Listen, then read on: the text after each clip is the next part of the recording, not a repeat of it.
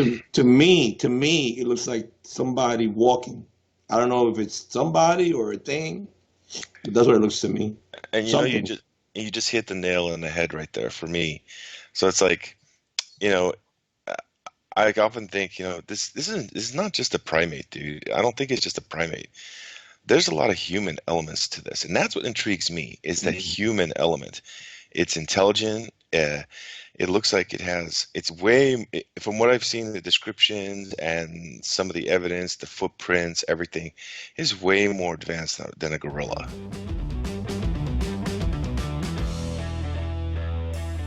Hey everyone, welcome to a Bigfoot show. This is Sean, Damien, and John. Hey, how's it Hey, going? hey, what's up, everybody out there? All right. So John showed me this article that popped up on. It's all over the place right now. It's about this Bigfoot sighting. I don't know if anybody's seen that new Travel Channel show. And this little red dot here is what everyone's talking about today. Explorers and scientists are on the trail of legendary creature in the forest of Oregon. They say they may have captured video footage of the beast in an area where thousands of Bigfoot sightings have been reported. Mireya Mayer, a primatologist, she said that an undiscovered primate hiding out in dense Oregon forest is totally within the realm of possibility. Mayer and her team managed to capture a moving object on thermal cameras. It's impossible to verify this really is evidence of Bigfoot, but it gives fans of the creature hope. And when we were in the field, we were able to capture something on video that fits this description, she told Live Science.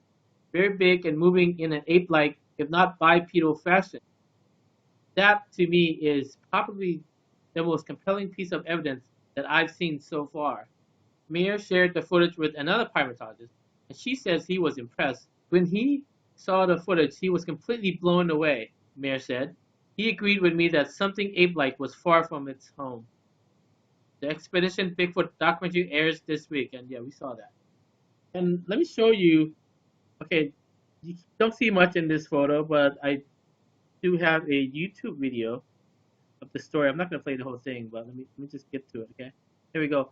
And they were Yeah. following this one of the show's cast members. His name is Russell. He's an ex-military and survivalist. I'm going to play it. Russell's the type of guy you can drop behind enemy lines and know that he's going to come home with a mission accomplished. It's right there. I've been doing this for quite a while, and I had some surprises. I mean, legitimate surprises.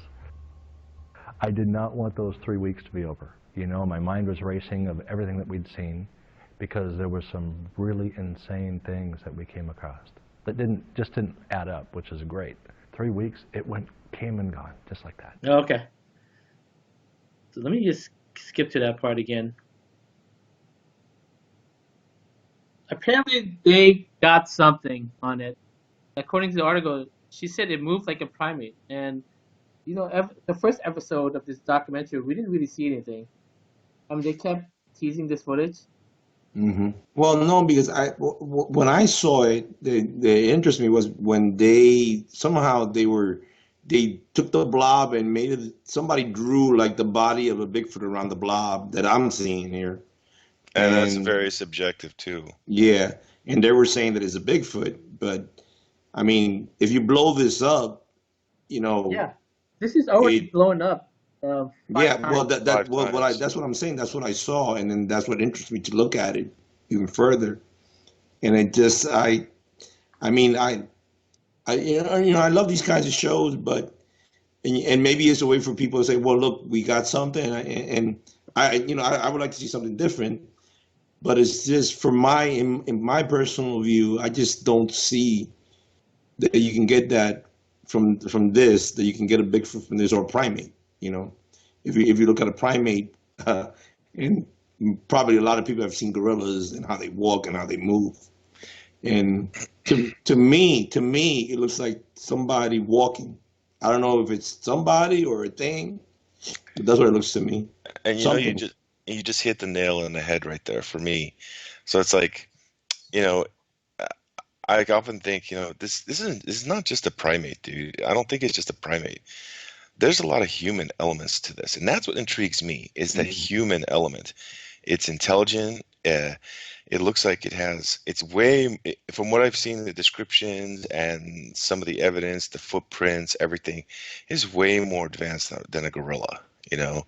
And Mhm. I've seen alleged videos where it shows, you know, a Sasquatch, a big one, sneaking around some house, and it goes from being on all fours to being crouched and going back on all fours. And it's like, you know, and you look at that and you go through the analysis what the presenter has, and it's like, you know, this is what intrigues me. It's the fact that it's some kind of hybrid between human and primate. And we're assuming it's primate. We don't know 100%. Well, I'm basing on what the primatologist said. She Hmm. said that it moved like an ape. So, you know, if we listen to what they were saying, Hmm. you know, and like you're saying to me, if this was supposed to be related, you know, close to what they're saying a primate is, it doesn't move like a primate from what I can tell. It looks like something is walking and not really moving like a primate The to the me. fact the fact that it can be bipedal, Mhm. and like very comfortably, evidently to walk and move from place to place in strictly a bipedal manner, that tells me that it's, you know, it just makes it so intriguing because it's very human-like. Mhm. And you know, the descriptions people give it, they see a lot of times they say it looks like a big man, you know, just a Mhm. huge man, you know. And you look at the Native Americans, they didn't call that, what they called them was they called them forest people. There was a tribe. They Mhm. said they were a tribe. They had a language. They could communicate, but they were more primitive, you know, and Mhm. function. So it's that's the part that intrigues me. So yeah, I found that, you know, the video itself, I didn't really see anything in there that was Mhm. interesting because, well, it was interesting, but it just wasn't compelling. It's too Well, I far want to. away Well, and too blobby. yeah, it could. It's of course it's a teaser, right? Hmm. Yeah, Yeah, I mean yeah, now everyone's gonna be like, wow, I need to see what they yeah. got. Well, I want to see what they do. Like, you know, typical if they're researching it, probably they're gonna take measurements, you know, film themselves, you know, try to figure out where it was standing to see if it's larger than a regular human being and all that kind of stuff. So that's what I'm waiting on. But Um, all that stuff has been done like a million times before, so many times, and it's just uh, I just think that a lot of these shows. I mean, I'm waiting for the meat and potatoes to come. You know, I mean, it's like I don't know if we're ever gonna. I don't know if we're ever gonna get that. You know, mhm. but Well, it's a different team. I think, and also based, you know, if we talk about the last show that was like this, you know, these guys seem to be, you know, you got your researchers and some of them, some of them have a lot of experience, but you have a primatologist here, you got a guy that's military, that has background, going in the woods and stuff like that, and maybe these guys will make a little bit more of a difference if they do it properly. I think if they really if they really have some good evidence, I think this is the opportunity to share and to say, you know what, I want to see this show because they're going to give me something that I've never seen before. This is a little different, and I'm hearing that the person who produced this show is used to be at Finding Bigfoot, and so he's doing this show here,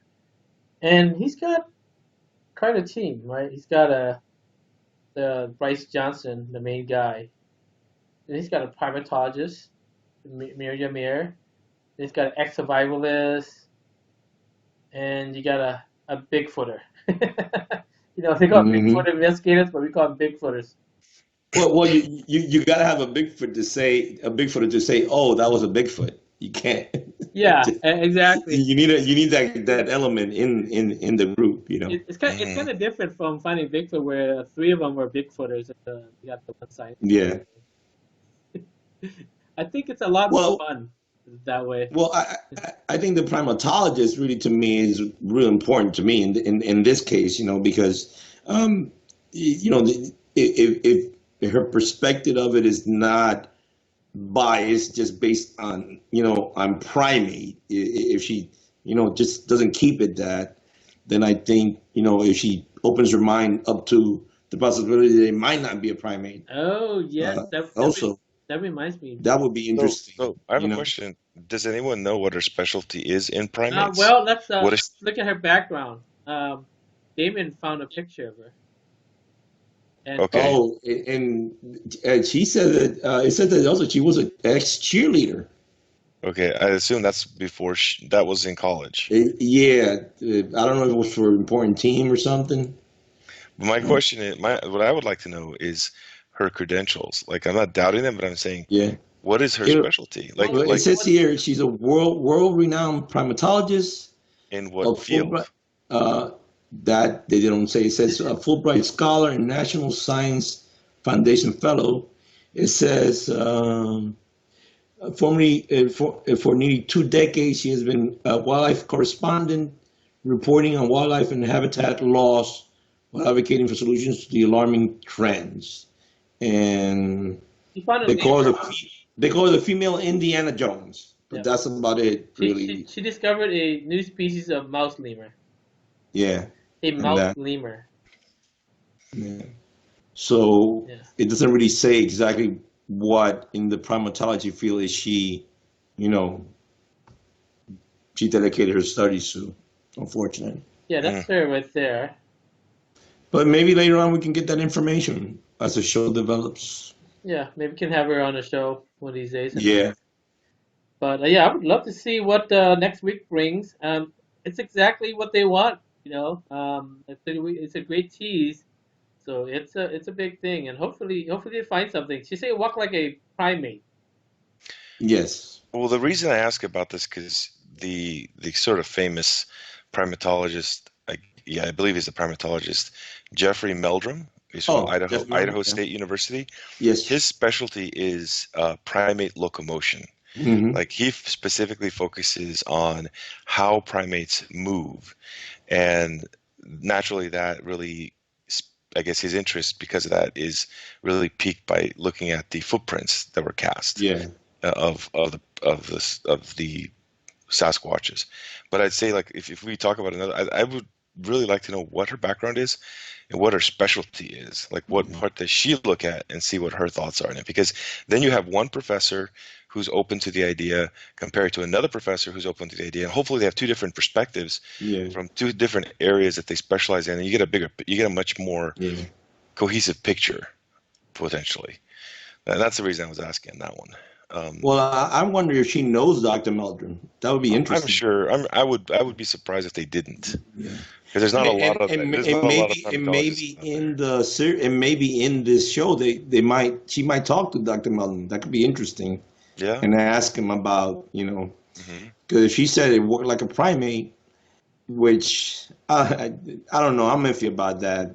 To say that it worked like a primate from that image, or maybe we're seeing a little bit of what the whole thing is. That could be another thing too. We're not seeing the Yeah, whole. I do have to admit though, when they drew the outline of those pixels, it Hmm. was kind. I don't know. I didn't agree with that. They were drawing legs and arms and stuff. Yeah. Yeah, it was. I don't. I wish I have a screenshot of that for to show John, but it was. Yeah, I wasn't buying it. Yeah, I couldn't find it. I kept looking. I couldn't. Maybe because it was in the video. Maybe nobody. But I couldn't find the image that because I remember that's why I got interested to see it because they did that outline and it looked like a like a giant muscular supposedly Bigfoot. So I have a question. If Oregon, we're talking Oregon here, right? Yes. Mhm. Is 1/3 of all Bigfoot sightings. I was listening to this one podcast where there was people talking, a few different people were talking.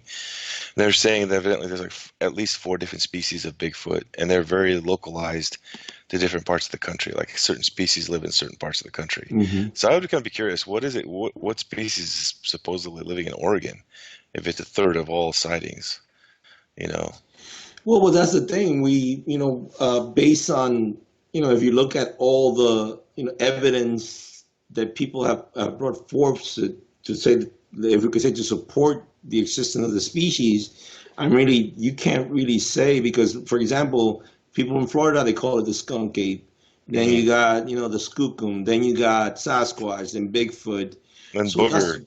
Yeah, exactly. So that's one of the issues I've always had with uh, this type of research. That if they are studying if they exist and there's a species, since people don't really communicate like think like they should, and they say, okay, this is what this one was doing, and this one, well, this is what these guys do over here, and to try to differentiate them, it doesn't really happen. So to me, it's just like if one guy says skunk ape, to me, it's just like, okay, another Bigfoot. That's about it with that. Hmm. It is interesting, though. I saw this article. I guess you guys can, Son, you can search for it on YouTube. Okay. But Oregon seems to have the highest disappearance of children in their forests. Hmm. Like it's Yeah, it's supposedly the missing unex. 411. No, no, this is prior to 411. It's the It's video. prior. But yes, I'm very familiar with 411. Yeah. But they're saying that there's like a mystery where a lot of children disappear Hmm. in the Oregon's forests. Yeah. Well, I also have an issue with that because I myself am an ex-military and I've been in the woods a lot. Hmm. And an adult can get lost. So imagine a child that loses his way or gets separated from their parents. I mean, necessarily doesn't necessarily mean that it's like some people are assuming there's a Bigfoot that's taking the children. You know what I'm saying? I'm not Hmm. saying that it might not be a possibility, but I think on the total scheme of what people assume on that is not. It could be another animal. It could be, a lot of things out there in the world that could take a kid and, if it gets lost and make it disappear. Because when an Yeah. animal eats up, they like to bury. Some animals like to bury their, and then go back and eat it. Some animals eat everything and they don't leave nothing behind. And Did, there's other species that in the ground, if something dies, will come and eat something away, and you never knew it was there. So Hmm. that's the issue I have with that a little bit. Oh, you mentioned in the military. What branch were you in? I was a U.S. Navy CB for the Oh, Navy. CB. Is that Yeah. like a construction workers or building bases and Yes. stuff? Construction worker. Yep. Cool. So you're out building bases, right? Yeah. Driving, like operating Yeah. bulldozers, We were backhoes. constantly training, woods, things, everything. Oh, sounds like fun. Yeah. Yeah. Cool. No, as far as the Bigfoot, the whole since we brought it up as 411, Politis never mentions that it's actually Bigfoot taking the kids. He just says it's something we don't understand. So he's pretty Mhm. smart not to get himself sort of Yeah. not yeah, peg it on one I'll thing. I'll tell you a But story. I'll tell you a story about that, John. mhm, I a long time ago, I wasn't that familiar with David Paulides or how popular he was. He's super popular now. But when he wrote that book, it's called Hoopa. You remember that book, David? Hmm. Something about Yeah. Hoopa Yeah. aliens and Yeah. anyway. So I talked to Dave today, oh, you Pilates. did, yeah, right. So Yeah. the subject of missing 411 came up, and Hmm. I was on the phone with him, and I asked him because I was pretty naive, right? And I said, hey, are you saying Bigfoot's taking these people? He said, no, no, that's not what I said. That's not what I said. And Yeah, that's what he says. yeah, and actually, I was like, what? Why? This is weird. I'm like Well, interviewing. I talked to him and he said, and I asked him the same question you did, and oh no, no, it's not about that. But when the boards came up and people were talking about it, he never told them no, it's not about that. You know, he Yeah, no. never went So and so injected that in those so boards, and so people speak. just took it and said, okay, not him. I'm saying the people that were reading his book were assuming that he was talking about Bigfoot. everyone assumes that. Everyone. Well, Yeah. a couple weeks ago, I heard this. I read this article that the chimpanzees in Hmm. Congo or some other part of like some of those areas where people live very close to wild chimps have been stealing children and eating them. Yes. And I thought to myself, well, primates do hunt other primates, Oh no, and yeah, you're there's talking about evidence. The now. Billy Ape. It's called the Billy Ape, I think, if I'm not mistaken. Well, I don't recall it. Yeah, Well, what's something like happening that. is it's not just one species of chimp. Yeah, It's basically happening now. Like in the recent past, they had maybe like yeah. six episodes where a kid was stolen and devoured, okay, or a Hmm. child or baby. Now it's happening evidently on a regular basis. Yeah. So that tells me if chimps can do it, then why not? If a Sasquatch exists, why not a Sasquatch doing the same thing? But then again, I thought to myself, okay, these are the apex predators in the Hmm. forest. You know, they're actually above grizzly bears. Hmm. And you think about it, it's like, why would one of these things do that? If they saw a human, why would they hunt the humans? It would probably look at the lions, in the savannah, Africa, for instance. You got a pride of lions. The Hmm. male, they've got a male lion who controls a pride of females. A younger male comes in, kicks him out, so the older male is not by himself. And so, Hmm. because if in a pride of lions, the females, I believe, do most of the hunting. And Yeah. so now the male has to find food, and he's not that great. He's a hunter, but he's not going to be that great. So they're going to go after easy targets. Exactly. So maybe you have a Sasquatch that's older, maybe injured, maybe Hmm. doesn't have the ability, the physical ability anymore to hunt deer on a regular basis or something. So they're gonna be opportunistic hunters and scavengers. Yeah. So there's always a Yeah. possibility for that. Well, I mean, yeah, the chimpanzees are known to hunt a smaller, primate. So that's not unknown. It's been documented. Smaller monkeys, they do hunt them in groups.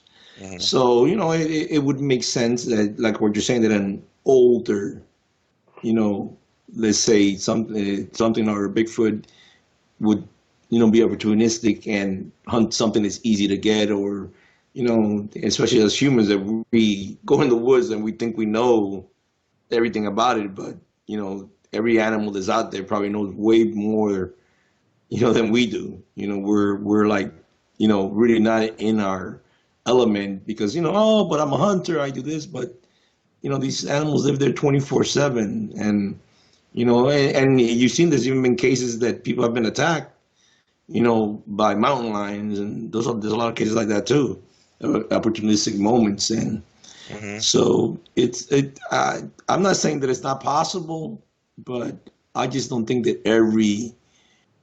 I don't think that 90% of if you want to say there's 100% of whatever they're talking about, I only think 90%. I don't think 90% is related to that. I think it's other animals. You know what I People think? lost. Do you know what my gut tells me?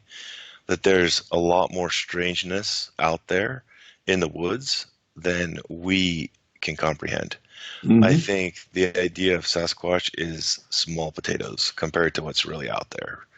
And I think that it. I think that if we try to comprehend it, it's unbelievable. Our minds can't comprehend it. Let me tell you a little story. So many years ago, I had a couple of friends that were. And this goes to the strangeness part of it, by the way. I had a couple of friends up in Paradise, California, which I grew up with, and their father was a gold prospector. And so one day we decided I went with them up to I think it was the Oroville Dam, way up in the mountains above Oroville Dam. And we went up. It took us a long time to get there. It was like this little tiny, road with a bunch of big old boulders on it and stuff. We get up to the very top of this mountain, and there's this gold mine. I guess their father had leased or something from the state, and he had his friend there who was guarding it in a silver kind of old 1950s trailer, like a mobile trailer. And I don't know how they got that trailer up there, but myself and the two brothers, we wanted to go out there and explore the forest, and we were immediately told, "Don't go out there; it's dangerous." And we're like, "Okay, what does that mean?" And they didn't tell us. So we decided when they weren't occupied, we went out into the forest. We went up over a small hill, and mind you, up there it was very flat. Like we were on the top of the mountain, so it was flat, and there was a lot of ferns and things and undergrowth, but maybe it went up to our shins. And the trees were all thin and really tall. They weren't those big trees.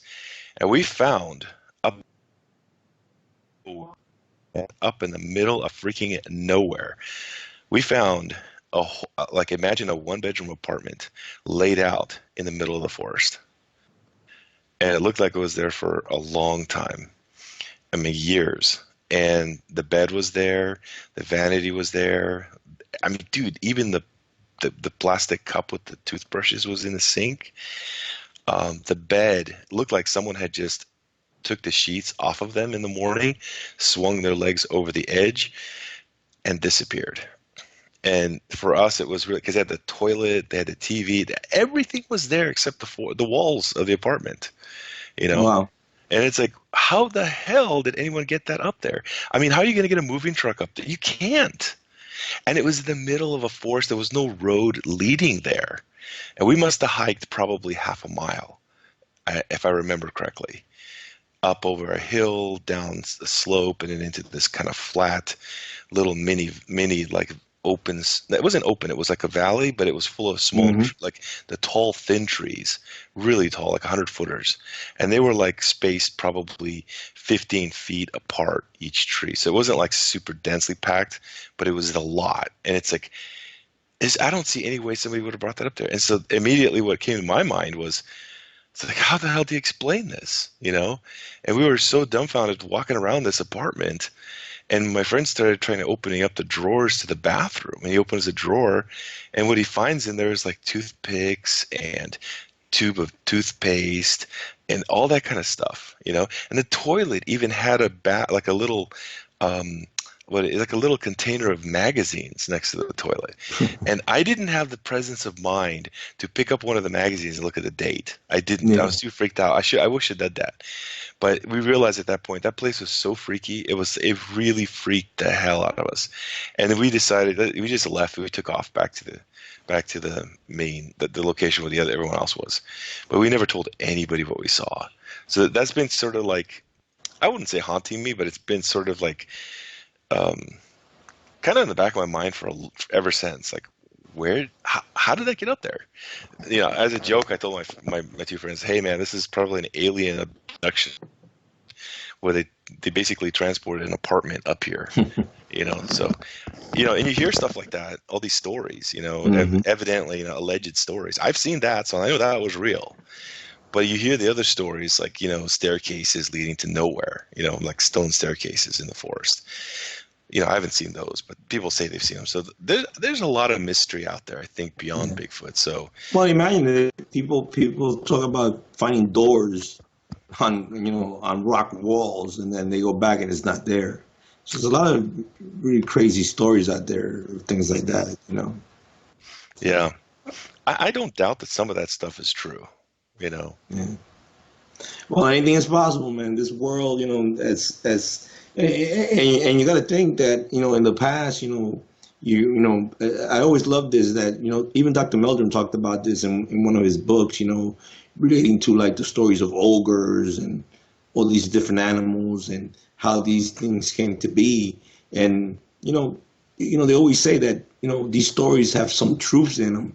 I always thought to myself, walking in the forest, somebody sees something like a Bigfoot back in those days, they could have said that could have been an ogre, or that could have been a troll or whatever they want to call it. mm-hmm, mm-hmm. So I always find those stories fascinating because, as the new world developed and, humans left the forest and we started living in huge cities. I mean, who says that something's not walking out there? Because it's not basically normal day humans do not go to the forest. It's not like everybody. Oh, I'm gonna go to the forest today and Mm-hmm. go see if I see something. So that's what I'm saying. And I always say to people, the forest is the forest in North is huge, and everybody thinks that we're everywhere, but there's places that still people haven't walked in or maybe seen yet, even though we've been here Yeah, for hundreds of it's, years. it's real easy to get lost. I've seen these shows where people just walk off to go take a leak behind a tree, and they Hmm. just get lost instantly, and they'll be out Yeah. in the woods for like 3 or 4 days and Yep. need to be rescued. And so What about the imagine people if, that never find? Yeah. hmm What about the people that never find? Like the stories from 411. Yeah. yeah, I think most of Well, the time, I don't know what the percentage is that you get eaten by bears or get kidnapped by Bigfoot, but I'm thinking probably a majority of people are probably just lost, just walking Hmm. around in circles. Wasn't there like the recent lady, right? There's a lady that was lost recently, and then they found her Yeah, or something like that in the news. Yeah. yeah. I got a friend whose grandpa went fishing, and yeah, it was by his house. He's older guy. He's old guy, and yeah, he got lost too. And he prayed, and then someone found him. You know, but yeah, You're lucky somebody found him. yeah, and I was talking with my wife Sherry. I said, you know what? I think every old person when they go out should carry one of those spot locators. Hmm. It's that orange thing where it sends GPS signal to so people can track you. And I take that with me every time I go hiking. I strap it to my shoulder, and just in case I get lost. I mean, I gotta tell you, I was practicing. It was like 2 years ago. I was practicing up there in Donner Pass, and it's a really like a rocky area, really rocky up there. And I I got lost, you know, but I wasn't too worried because I still got cell phone reception. But I tried not to Hmm. like pull my phone out. But if I didn't have my cell phone, I would have been stuck up in there. Okay.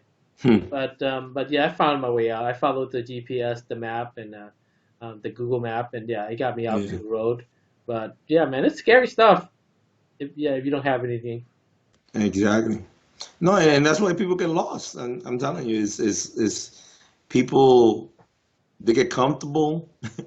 They, okay, I'm gonna go do this, and then their friends, oh, he's okay, and they forget. I've seen that done. You know, Hmm. in one training, we were out, and the, in when you train, they have somebody called a forward observer, and they left him out there for 2 days. He Did they didn't have he didn't know how to get back. Did they have any food or rations Good. or anything? He had two MREs, but he was the second day, he ate it all and he was starving. But they found him like around 6 o'clock in the afternoon. It was hilarious, but we laughed. We found him, but that's simple. People that are trained. Look, uh, sometimes that happens to even people that are trained. So there's things out there. There's things in the forest, and like I said, maybe it could be a Bigfoot, that might take somebody, but I think the percentage of that is way lower than Hmm. a bear or a mountain lion or any other people falling into a crevice, or they're not watching what they're doing and they get lost, and they end Yeah. up you know dying because of starvation and or whatever that happens to them, panicking. People have died of heart attacks because they were lost. They get panic and they died of a heart attack. Yeah. That there's been Let's reports of uh that. They found them dead from a heart let's attack. let's switch subject. You guys remember Area 50? Was it Storm Area 51? Yeah, Oh, yeah. Storm Area 51. Did Yes. did you go there, son? I thought you were going there, right? I was 2 seconds away from booking a hotel close to that because um, people like a million people said they were gonna go, right? So I Hmm. wanted to like get ahead of it, and I was like, okay, I got a plan for gas because I know there's not enough gas for everyone. I got planned for water, and the closest hotel was like 50 miles away from that place, Yeah. and it just means Sherry was gonna go. But then, just when I was about to hit the reserve a hotel, I said, you know what? No, it's gonna be too much trouble. I don't know what's gonna be like. We might die out there. I don't know. So I said, I'm just gonna watch from on YouTube what people are doing, and it was actually more enjoyable watching everything that's happened on YouTube. I mean, what did you guys see? What do you guys hear? Well, I remember when I was looking at the videos, I saw that like two people got arrested, and the guys making fun with the Naruto run, Naruto running, that they put their hands back, and I just was cracking up, but I wasn't expecting anything really major. If there's anything there that is supposedly UFOs, if knowing the government, that stuff ain't gonna be there, No. and more than likely, what we're seeing is scout work, like like typically like the special spy planes or whatever being built, things like that. But it, I I was thinking to myself, if they have something like that there, I I don't think it's there. They moved it. Yeah, a Yeah. long time ago. Yeah, all that is diversion. It's a Yeah. diversion to grab people's attention so they don't look at the real spots. Hmm. That's all it is. Yeah. Yeah. Because I remember that there's places like like if you look in certain states, I don't know if you guys ever noticed, there's like military complexes, like when I was in when I used to live in Tampa, near my house, there's a road called 16th Street, and I was driving one day down. I was new to the area, and when I looked to my right, there was a government like place on lockdown, and it had a guard and all this stuff. And I was like, what the hell is this place? Why would this be here? First of all, and it had guys there with guns out there and all kinds of stuff. And I stopped and I asked the guy, and I stopped and said, what's going on? I want to just find out what this was. And the guy goes, no, we can't tell you. And I said, okay. Yeah. And I left, and then it made me think, that in a lot of states there's stuff. Maybe, there's stuff. Like if they find something, like I would say, if they find, something alien and they want to back engineer or whatever, Well, you this would be remember, the kind of yeah. place, they would put it in an urban area where nobody would really think that would be there. Remember that guy that started this whole thing? What's his name? That Bob Lazar. Yeah. Do you guys believe him? I'm sorry. Did you guys believe him? Like that he actually saw something? Or do you Well, guys? Bob Because Lazar. a lot of people say he's making it No, up. no, I don't know. I'm kind of torn on it. have you guys I, seen the new documentary on him? Well, I've seen a bunch. I've seen the Joe Rogan podcast with him on it. In it, Yeah. it was No, but there's a new documentary. You got to check it out. It's kind of interesting. yeah. They were actually talking about that documentary. I gotta watch it. Yeah. What's the name of that documentary? Yeah. Is actually I got it. Actually I could send you a copy of it. I have Okay. it saved. All right. If he really, if he was, listen, if the claims he made were true, Hmm. and they scrubbed his college and scrubbed his work and everything was scrubbed away, why wasn't he scrubbed away? I mean, Well, have you seen the documentary? I've seen The thing a is couple of documentaries on him. element. I think is what element 15. Hmm. Well, he said in the story, and this is the thing I say about him. I'm not saying that I believe everything, but the thing about it that really intrigued me was that he was talking about that element. And recently, they developed that element, a Russian company, and created element 15, a version of it at least, if you want to call it that. Hmm. And he was saying that was what was powering the ship. Well, he's saying that he got his hands on some of that element, and he's kept it as a fail safe for himself because he knew that he would be in trouble once everything came out. And in the new documentary, he says basically he says that he doesn't deny it or say he does, but from what he was saying, he has some of it, and that's why if something happens to him, that would be released and people would know about really what's going on. Okay, so here's the problem I have with this whole concept. Okay, so I'm just going to ask you and San both. How familiar are you guys with the ancient Indian Vedas? I'm pretty familiar. Yeah. Okay, so here's the thing. Here's I've researched this topic as a hobby since I was like 16 years old. Mhm. And everything else kind of in a nutshell. The Germans in World War II had the Anunnaki. The Anunnaki were their sort of Nazi archaeologists. Mhm. And that is alluded in Indiana Jones, the Raiders of the Lost Ark. Mhm. So, and what they were looking for was like anything that would basically prove their theories of the superior Aryan race.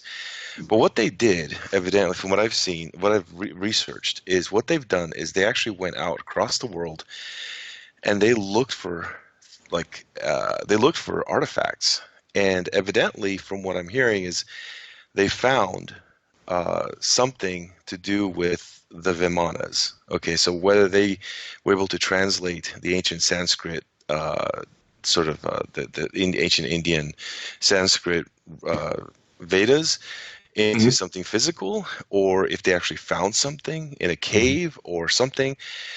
Because when you look at, for instance, when you talk about UFOs, the power source for these Vimanas, it says in the ancient Vedas that it's powered by Mercury, a version of Mercury. Mhm. And it's basically a very even to this day, I understand Mercury is a very mysterious element.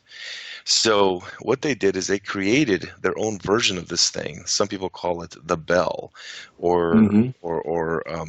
in English it's the bell. But Yeah, yeah, and so that's a and when big you thing in the UFO community, the bell thing. yes, exactly. And so what is when you look at that is like, I believe there's enough evidence that the Germans didn't. I don't think they had a functioning flying disc, but they probably obviously had blueprints for it, and they had a lot of research. They spent a lot of money, time, and human blood they spent on Mhm. slave labor to get these things built. And like, for instance, you look at the Owl Mountains in Poland. Evidently, there's a whole complex in there that was destroyed by the Germans before the Russians can get there. And evidently, it was like hundreds and hundreds of kilometers of tunnels and research facilities. There's the stories of like whole teams of extremely advanced scientists who were just buried alive down there. And then you have the whole kind of genre, all the stuff associated with this. And then after the war, the Germans basically fled. All these scientists that could flee to the United States, they fled to the United States. They would not want to go to Russia if they didn't have to. And so they tried to come here. And what they brought a lot is their technology. Okay. And then you see a lot of this explosion of UFO activity in the US in the 50s. Okay. Mhm. So when people are so the whole point I'm trying to make is I don't I'm not saying that these things don't exist. I'm just saying I don't think they're. I would more inclined to believe that this stuff is an advanced version of what possibly the Nazis tried to create, uh, a, rather than being reverse engineered alien tech. Because when you really think about it, alien tech is not even something our brains can comprehend. The other day I was watching this article. I watched this show on the Phobos with a Soviet probe. Right, you know what I'm talking about, right? Mhm. The Phobos 1 and Phobos 2. They Mhm. were sent out in late 80s, and the last probe, Phobos 2, evidently took a photograph of this long cylindrical 28 kilometer long thing that was Mhm. Well, they're saying they basically, call it the mothership. Yeah. yeah. And you think about that, it's like, dude, I mean, we could, when you really think about it, it's like, when you really think about how life evolved on this planet versus alien life that has a ship like that, and when Mhm. you think about it, it's like their technology is millions of years ahead of us, or many hundreds of thousands of eons advanced from us. We couldn't even comprehend that. How we think in nuts and bolts, we think in plate metal, we think in, that we're just now getting into like organic shapes and stuff. Mhm. I don't, and when you really think about it, that's the thing I doubt this guy Lazar, Bob You guys Lazar, remember when he because said, it just it doesn't it doesn't like jive with all the other Mhm. stuff I've researched. John, Yeah. you remember how he said it was flying? He says that it flies with the belly going forward. You guys remember that part? Hmm. Oh no, but the thing about it, and I agree with what you're saying, but the thing that intrigues me about him is he never says that he understood what was happening with that. They were trying to reverse engineer it, and they were never able to do that. He said that. He said he didn't. That there was a section of the ship that he couldn't even go in, that somebody else was working on, and they separated them. But the interesting thing about what you're saying too, that you're talking about, and I agree with you in certain things, because I think that if we look back at when the first plane was created and the first engine, jet engine, and we're looking at the decades that have passed, it is impossible to assume that there haven't been great advances in these types of engines. So a lot of times people say, "Well, I seen this flying around." Necessarily to me, I don't think it's really alien, but I think that what kind of put me on Bob Lazar's side is he was talking about a machine that when he went to the S1 facility, as he called it, um, there was a machine that would check your hand, and that would allow you to get access into S1. And then the producer, they found the machine that he was talking about, and it was an actual machine. So how did he know about that if he wasn't part of that? You see what I'm saying? Maybe I'm just saying maybe he. I'm not saying he's lying. I'm just saying that Yeah. maybe he doesn't understand what he saw. Maybe because they do compartmentalize everything in the Yeah. military like that. You're never going to see the full picture. You're never allowed to see it. Yeah. So what he's inferring a lot. He's probably guessing. I wouldn't use the word guessing, but he's trying to logically deduce what he saw and sort of create a bigger picture. Mhm. And I don't know if he has the accurate Well, picture. it's And kind of like that's by design. what the movie studios do, right? When they develop film. I mean, the people doing Mhm. special effects, they have no idea what. But I believe we do have. I think a lot of these flying UFOs we see, a lot of this Mhm. crazy stuff is man-made. I Oh, I think agree with that you with that. it's man-made, and I think that I've already heard. I've heard like 10 years ago. I Mhm. heard people like documentaries talking about that they're able to project massive holographic projections on the atmosphere, to project something out there, like, maybe something to, you know, I don't know, maybe UFO or whatever.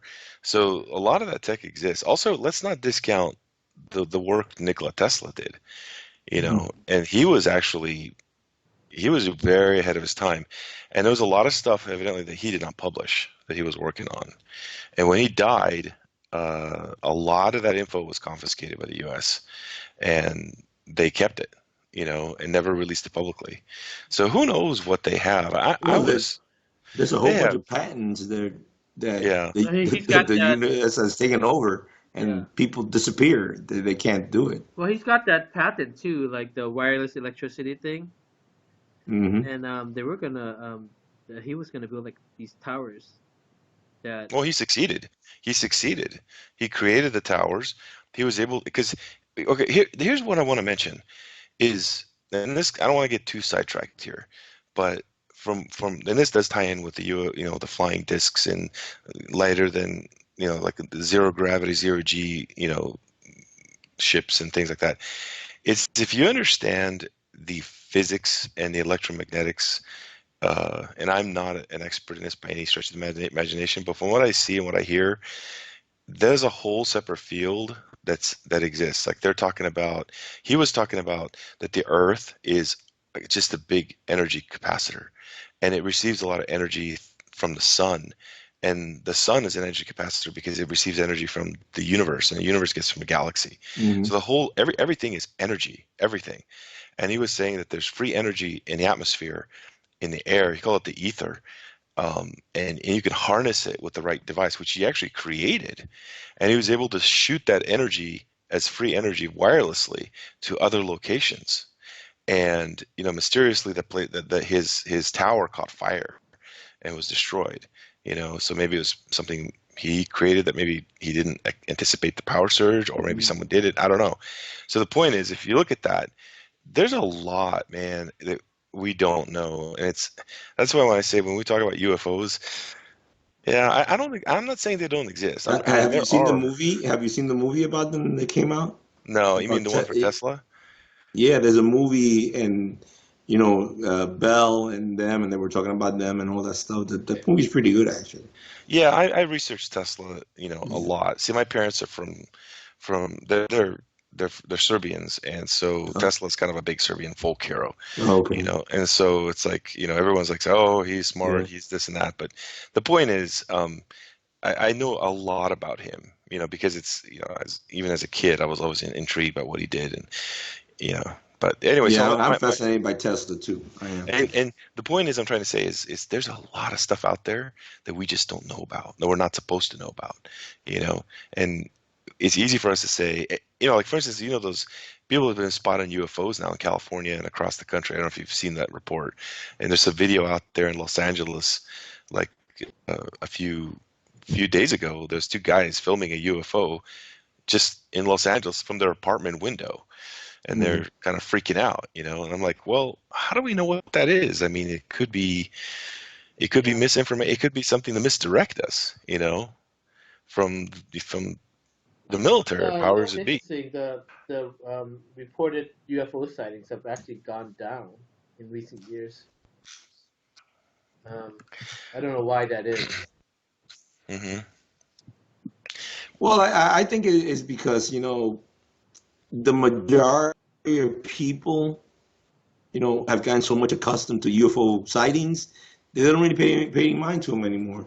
But there's still a lot out there, you know, but people are like, oh, whatever, we're not, they're not gonna tell us. And if it does exist, what Yes, difference is it gonna make in my life right now? exactly. It's like, how am I gonna? Is it gonna pay my bills? Yeah. Is it gonna pay my rent? No. Mhm. Yeah, so they don't really care. Because I always thought about this reporting on UFO make money. So I think to Hmm. myself, Hmm. just like Bigfoot, just like a lot of things, does it really make money for somebody? To say, oh, I'm gonna research UFOs, I'm gonna research Bigfoot. And most people are motivated by that, the majority at least. I'm not saying everybody is, but the people that want to do something the people that have the money to produce things like that, you don't see a lot of people getting into that. You know what I'm saying? Yeah, it's nowadays. I mean, if you're talking about people who just get out there and do it full time, I mean, there's people out there that kind of do that. A lot of them have YouTube channels. That's Hmm. really the only way you can support yourself doing this. Unless you're like super rich, you know. Yeah. Yeah, like I don't know. Was Peter Bryan the rich man? Do you remember him? Peter Bryan, Damon. Hmm. He was the Yeah, yeah. guy. Was he wasn't the guy that brought the finger back with the Himalaya? The no, did that thing No, no, no. the Yeti expedition. I think he did a Yeti Yeah, expedition. yeah. And yeah, and I remember the news used to talk to him a lot, you know. And he's still alive too, isn't he? Right now? Yeah. Yeah, he still he was yeah, he's still alive, yeah. Yeah. And yeah, Yeah. he was doing some interesting things back then. But Hmm. I think to be able to do this stuff, you need you need to have a YouTube channel to support this stuff. You can't or be rich. I mean, that's Yeah. the only way. No, and it's expensive really too. You got to think about it. You got to travel, go there, get this, have equipment. So it's like, and the people that have the equipment are like, oh, this guy wants me to go film UFOs, Hmm. which I've seen that happen. I remember when I So was let when I me was ask in. you: have you guys seen a UFO ever? I have in two occasions. I think I've Really? seen. I think yeah. Me And too. one was in actually in Camp June. I was doing exercise, and we were in the sand, and we were camping out in the sand near the ocean. And me and my friend were looking up in the sky, and we saw like three things, like dots, and they were moving like they weren't moving like planes, or like they, for example, you take into account satellite, you take into account a plane how it flies, you take into account meteors, things like that. They looked like they were swirling around like fireflies up in the high atmosphere, which You kind know, of surprised me. I saw the same thing, dude. It was a couple of years ago. I have kids that are 6-year-old twins right now, but my son, who was five like about 4 at the time, we were outside in the backyard barbecuing with my parents, and he was having a good time and everything. My son looks up and he was sitting in my lap. He said, "Daddy, what's that?" And I look up and I see the first thing I saw. The first impression I got was it looked like square LED lights, like maybe a dozen of them, and they were moving. I think east to west, the time of day was maybe around. It was in the summertime. It was in August, so the days are long. So it toward heading. It was still light, but it was probably around like 8 o'clock and maybe 8:30. So it was kind of getting a little bit starting to get into. It started getting into twilight, but I saw these things. They were like self-illuminated, like an orange, bright white, and they looked like light bulbs. But they were square. The impression I got that they were square, and they were not moving around. They were like static, like they were all in the same position. They were not. None of them were moving, relative to each other. But they were sort of like flying from east to west as one big solid sort of like group. And it only lasted for like 2 seconds, but it left an impression on me. And what was interesting is the fact that my son, who's 4 years old, said, "Hey, Daddy, what's that?" means that I didn't imagine it. He saw it, then I saw it. Mhm. You know, that's the only time I think I've ever seen that I think I have ever seen a real UFO. And that was like with my friend. I was like, "Are you seeing what I'm seeing?" And another interesting was that if you look at it, like I don't know if you've ever seen like when you look into a petri dish through a telescope, to look the microscope, and you see the little things floating, the bacteria, and then they kind of like float away out of focus and then come Mhm. back. Yeah. That's the way those things look when I was looking in the sky, like they were leaving from the field of view that I could see, and they would come in and out and come out, and then eventually they just took off like a flash, like the typical UFO thing, and it took off. And then the second time I saw something, but I can't talk about the location. Mhm. I was doing something, and I me and another guy, we swore we saw something land, and then I was like, man, I know I'm not crazy. It looked like a shadow, and it landed, and I looked at him and said, "Hey, man, did you see that?" He goes, "Man, I thought I saw something." So he said he had the binoculars, and he gave them to me, and I looked, and when I focused where it landed, it was like something dark, like a shadow, and then all of a sudden it got bright, and he looked at me, and when I looked at him, it just took off like a blinding light up into the air. That's the two things that I've seen. And I'm not saying that it's a UFO, but to me, I think it was something man-made that's real advanced. The second one, the first ones, I think were UFOs, because I don't something to fly that high. It wasn't a plane; it was too high. They looked actually like stars. So a plane, and then I've seen satellites. I've seen how they fly. So I knew that wasn't anything like that. How long ago was this, Damien? Oh, that was 2000.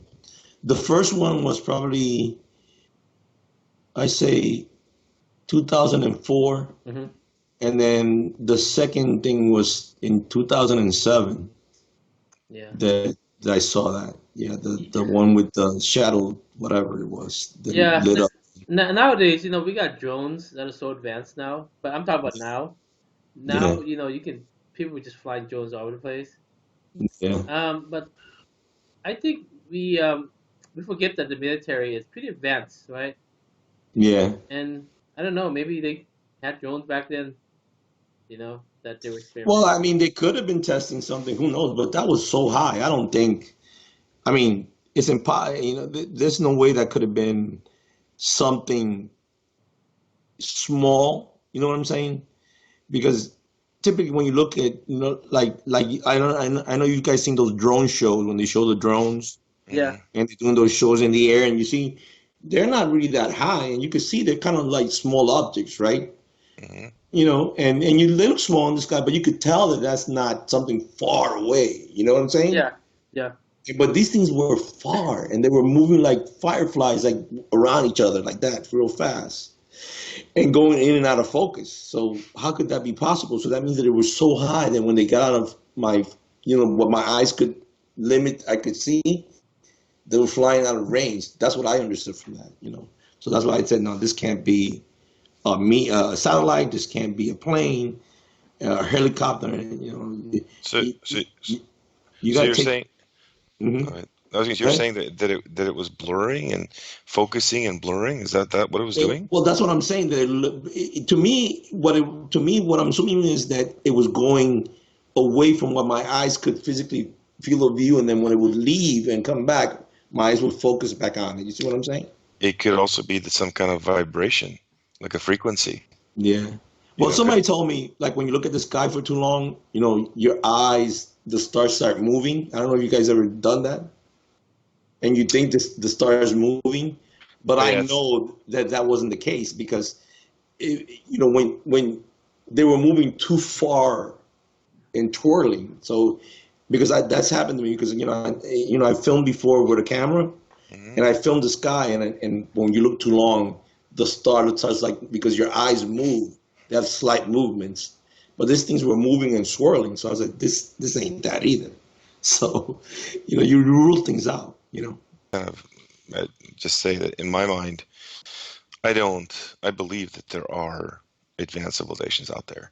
And I believe that they are very inquisitive and they basically go on expeditions of science.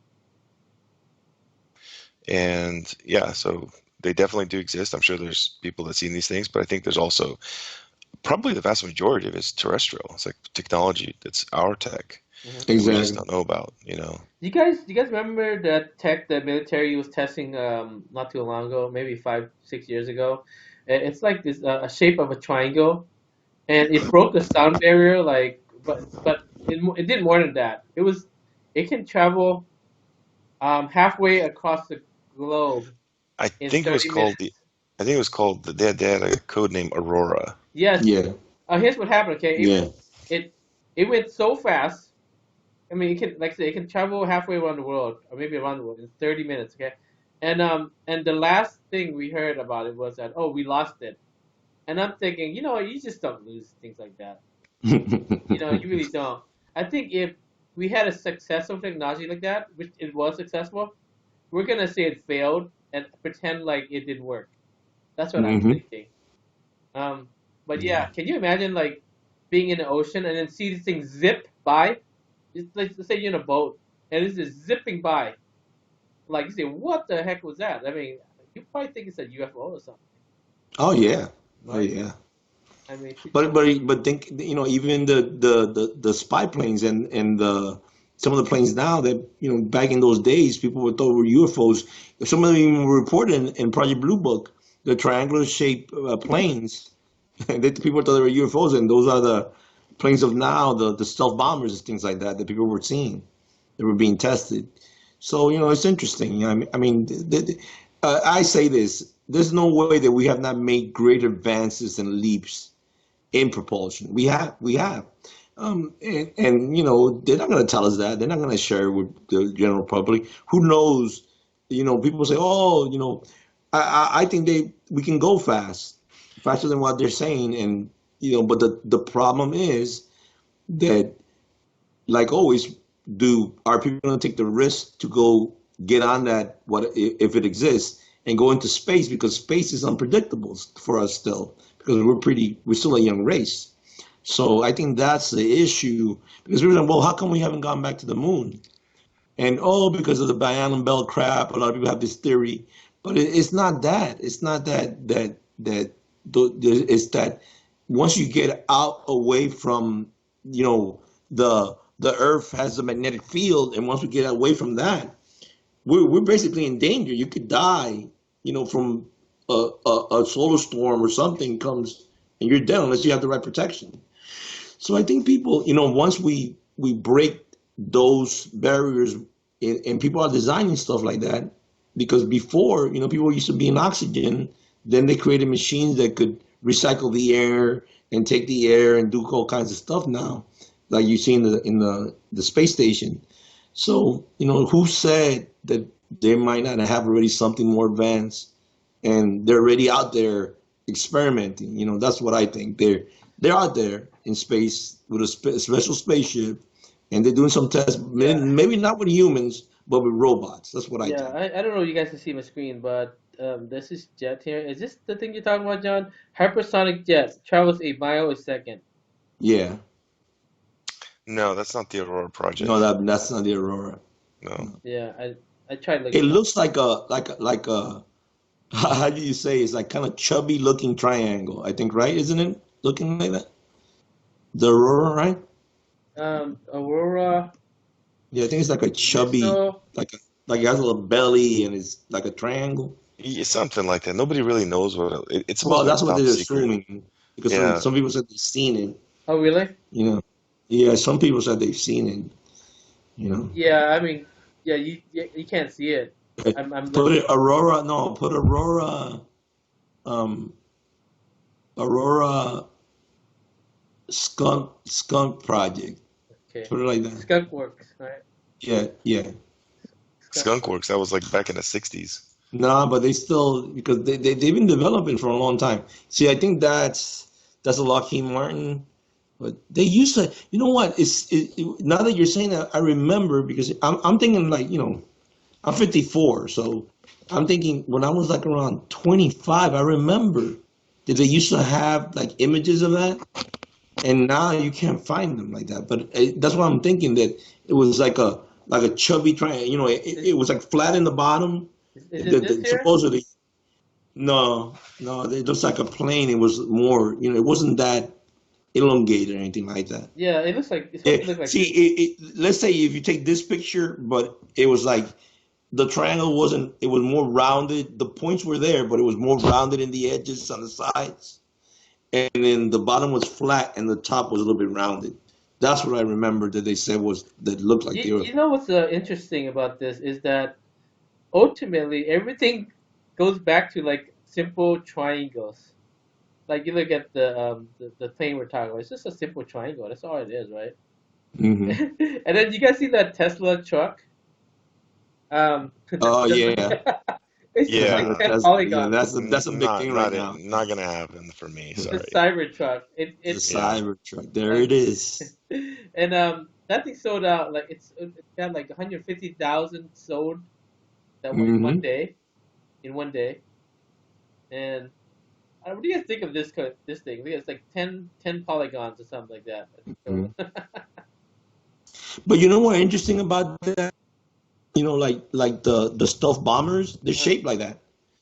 So yeah. what about if he made it intentionally so these things can't be picked up on radar, and Oh. he's gonna sell them to the military, you know? Oh. Wow. That makes Oh, sense. no.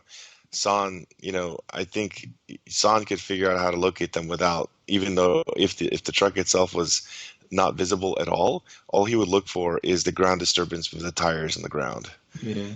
and you could find it. San, you know what I'm talking about, right? But I'm saying, let's say this is like, you know, he's showing us this, but he has a model that has like these materials that are, and it blocks the heat, like like the spy, like the planes, the sub bombers, they block the heat. They made a certain way that you can't see the heat trails. So that I'm just saying, maybe this was an idea, and then he said, you know what, let's mass produce it. I'll sell it to people, get them used to it, but then like typical government workers, Yeah, you really got government to ask. projects. Yeah, you really got to ask why this shape, right?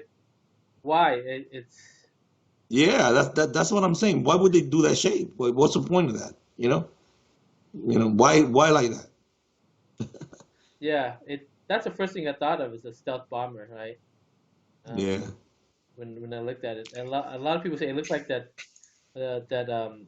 vehicle from Halo. I don't play Halo, but I seen pictures of yeah. it. No, a warthog. Kind of. Mm, Some of it, the wheels maybe. it looks like something from like uh, what do they call that? That Arnold Schwarzenegger movie, um, Which Total one? Recall. Running? Total Recall. Total Recall? Like you could see that something in like Yeah, total some yeah. sci-fi. Or Running Man. Yeah, that's true. Yeah, Running Man. Yeah, I wouldn't. You see that green one? You see what I'm saying? Military? You Mhm. see? You see that on Yeah, it's yeah, a yeah. military. You see, I'm telling you, man. I'm telling you. Mm. I'm ex-military, man. Well, this kind of It shape, it wouldn't surprise me. this kind of shape does deflect like things, doesn't it? And Yeah. I don't know if You missiles know, will bounce off. and the materials, especially in these kinds of companies now that work for the military. The military's for a long time been working to create better Kevlar, better materials to protect their soldiers. So I wouldn't be surprised if they invent something, that could be, that could hide itself from Well, radar, man. these windows supposed to be bulletproof too, right? Oh yeah, That's but why it kind of failed. yeah, yeah, he kind of feel that, but it does look like it has military utility to it. Yeah, Yeah. Kind of sucks. Hey, just so I want to kind of go back to the subject of UFOs. Yeah. yeah. Have you guys heard of the mysterious Black Knight satellite? Oh yeah, that's famous, man. Yeah. It's like in the So, what do you guys think that is? You think it's real? I mean, No, could it be can you possibly tell us real? about it? Because I don't know anything about it. Okay, so the Black Knight satellite. Okay, so Nikola Tesla, um, for a time early on in his life, he here in the States, he was basically claiming that he was receiving messages from other places in outer space, like out in the universe. yeah. And he was saying that he was able to plot like there was an orbiting satellite. Then later on in World War II and after World War II, basically before the Soviets launched Sputnik, and before we started sending up satellites, that it was known that there was a mysterious something rotating, Hmm. like basically orbiting the Earth in an elliptical Yeah, orbit. there it is. And yeah, and so basically they're saying that the nobody really knows what this is. But what's interesting is NASA has a particular, I guess they have an insignia called the Black Knight, Hmm. and they had that what is that? The new space shuttle, unmanned space shuttle Hmm. that went up for like what, a year or 2 years on a mysterious mission. And some are speculating like maybe they were actually trying to track down the Black Knight satellite to see Hmm. what it is. There's some theories that this Black Knight satellite is a 50,000-year-old human-launched satellite into space, and that civilization is long gone, but the satellite's still up there. Oh, I love that topic. Yeah, it's still beaming down like data and stuff like that, which goes back to the Bosnian pyramids that I mentioned earlier. And I don't want to get too much into this, but what's interesting is the Bosnian pyramids, the big one, the Pyramid of the Sun. It's now been it's been a lot of these. I don't want to say proven, but it kind of has been proven that it's sending what appears to be scalar waves out into space, and Hmm. they've mapped it. Like they actually know that this structure is sending as not, they don't call it energy, they call it it, it is a frequency going up into space. And what it does is it basically appears to be following the sun. And now you're thinking that it's sending data out there, evidently. And who knows, maybe this Black Knight satellite might be the thing it's communicating with, you know? Could Hmm. be like a machine from who knows how long ago. The civilization is long gone, but the machines are still functioning, you Yeah. know, just kind of like they just keep going on in a loop, you know. So that to me is fascinating. We're gonna get a conversation about civilizations like that. That Hmm. I believe in that stuff. That we assume that all ancient times and humans have been around this long, but I believe that there's been other civilizations prior to ours that just like destroyed themselves in eons past, and there's just no evidence left because of the way the Earth is, the way the mantle and things like that Well, have developed. So but we'll talk about that in some other yes, another yes. topic. That because it's an interesting one. Hmm. Hmm. Yes. But I just find the Black Knight satellite so intriguing. Yeah. Oh, I love that too. Yeah. It couldn't have Yeah. been a meteor. No. No. I This is what I think. I think it's either something exceptional or it could be a secret project from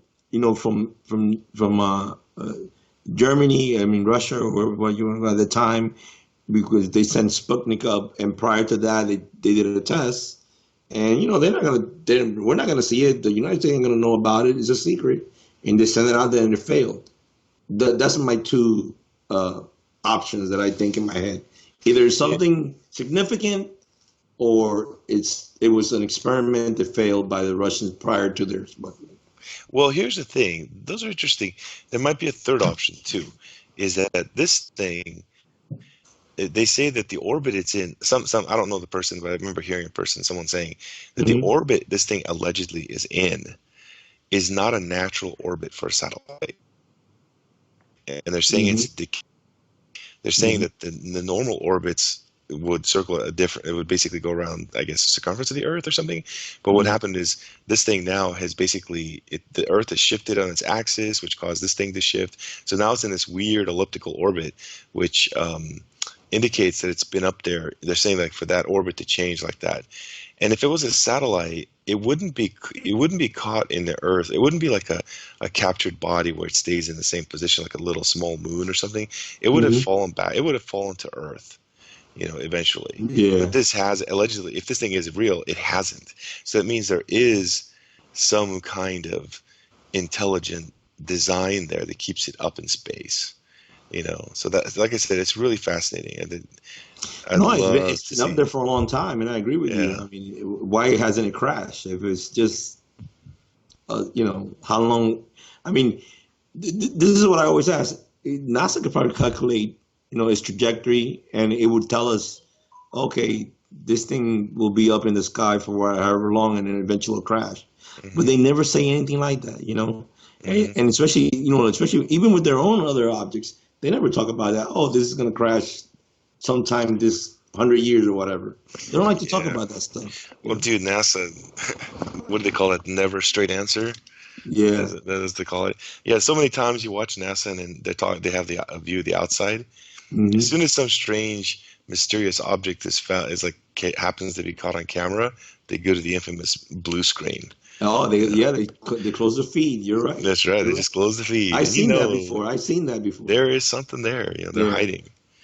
I just don't understand why even anyone bothers to hide that stuff. I mean, everyone. You know what it is? Remember Orson Welles? He did War of the Worlds back in like what, in the 1920s or something. Yeah. I think that's what scared the hell out of the government. They saw the chaos that show caused. Even though Orson Welles said, this is not real. This is a fictitious, it's kind of like like a show. But people tuned in the middle and they didn't get that disclaimer. Yeah. And so they were like, Oh, people people, start, yeah, people want to believe it. I mean, I want to believe it. Sometimes I listen to that on long road trips to LA, and it's a lot of fun, And I was like, man, I wish someone would pull off that kind of hoax again. It's a lot of fun, It's entertaining. Yeah.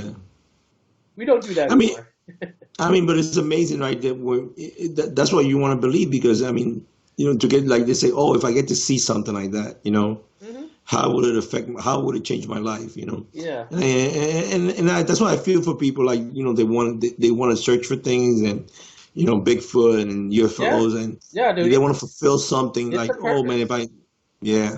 It's a purpose. I mean, when it's I've been out a lot of these Bigfoot things, and it's better than camping because when you're out there with people who are like-minded like that, who are looking for something mysterious, it's a lot of fun. You start talking, having conversations Yeah. about a lot of things, and it's something that connects all of you together.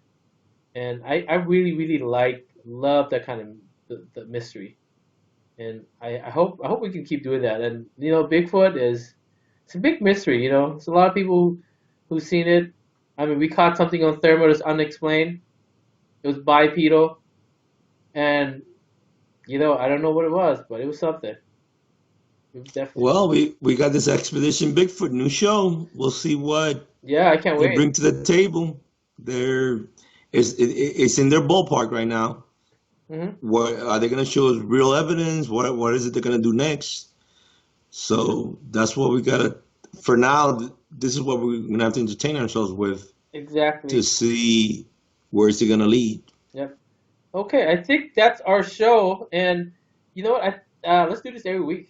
But let me end it Oh right now. yeah, Yeah, let's end it. But thank you very much, guys. And if people like it, yeah, we'll cover all sorts of subjects. Not just Bigfoot. definitely. that's cool. Okay. If this thing gets any traction, maybe ask the audience what they want to hear us talk about. Hmm. Okay. Yeah. Yeah. Let us know what you guys want us to talk about next time. If you guys enjoy this. Cool. Cheers. Yeah. Peace out, people.